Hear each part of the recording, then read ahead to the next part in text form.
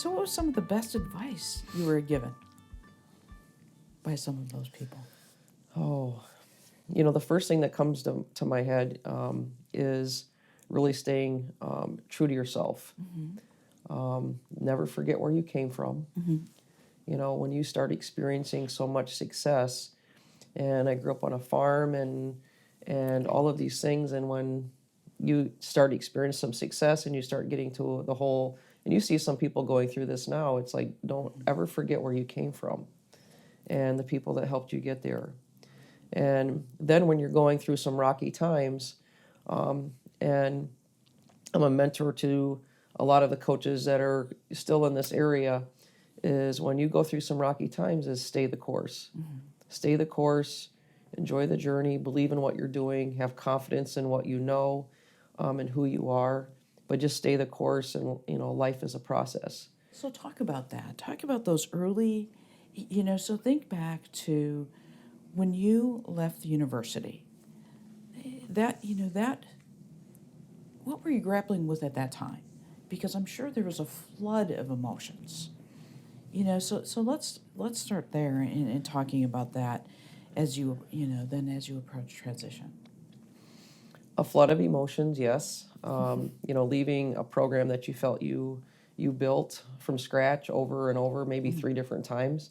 Right. As programs go through, transitions, valleys and hills throughout the course of 12 years. So that was a transition, leaving, a place that you loved. Then it was a transition over the next, I would say, few months.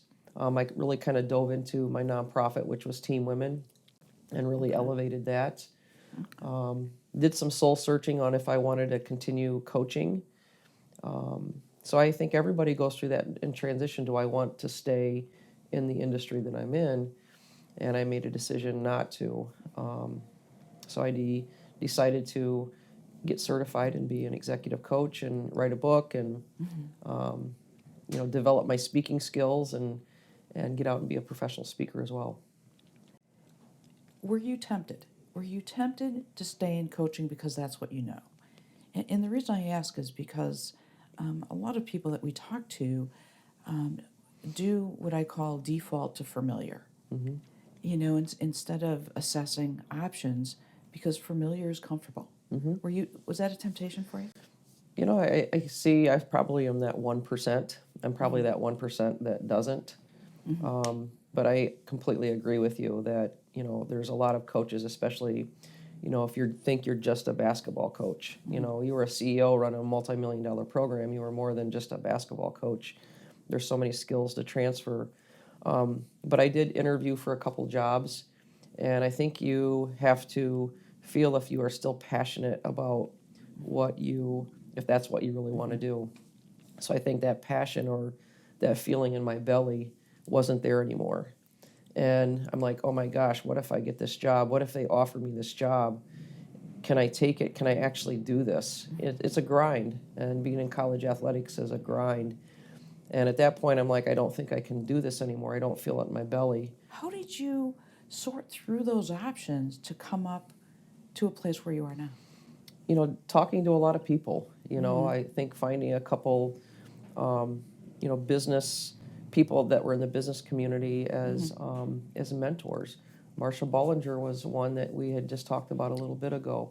Having lunch with her, having lunch with other mentors downtown Minneapolis. Some of the greatest advice I was given through my transition was stay relevant and stay visible. So if there is one thing you would share with others that are going to tune into this as they face tough times and tough transitions, what are some things that you've learned along the way that you'd like to share? One is just really believing in yourself. Believe in yourself. Believe in all of the blood, sweat, and tears that you've already put into, everything that you've done up until this point. Is to go back and celebrate, everything that they had accomplished up until now, and to take some of those tools and those skills and those accomplishments and apply them to what they want to do moving forward. And the second thing what I would say would be to continue expanding your network, broadening it, deepening it, getting out there and knowing, getting to know more people. And I can honestly say the people that I knew for 27 years in coaching, I have a completely different network now in the last 5 years.